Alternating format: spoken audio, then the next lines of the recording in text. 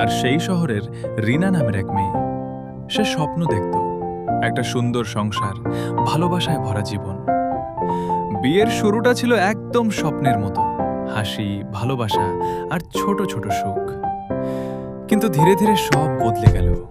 রাকিব, যে একসময় খুব ভালোবাসতো, সে এখন চুপচাপ, দূরে আর রাগী। ঘরে নেমে এলো নীরবতা, আর সেই নীরবতার ভেতর রিনা কাঁদতে লাগলো চুপচাপ।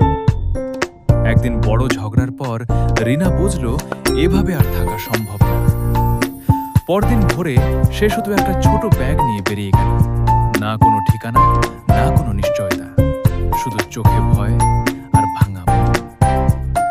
অনেক কষ্টের পর সে একটা ছোট কাজ পেল। প্রথম বেতন হাতে নিয়ে সে কেঁদে ফেলল, কারণ সেটা শুধু টাকা ছিল না, সেটা ছিল তার নতুন জীবনের শুরু। সময় গেল, রিনা বদলে গেল। সে এখন নিজের পায়ে দাঁড়ানো একজন শক্ত মেয়ে। একদিন রিনা শুনল রাকিব তাকে খুঁজছে, কিন্তু এবার সে থামল না। সে শুধু বলল, ভালোবাসা শুধু থাকা না, ভালোবাসা হলো সম্মান আর বোঝাপড়া।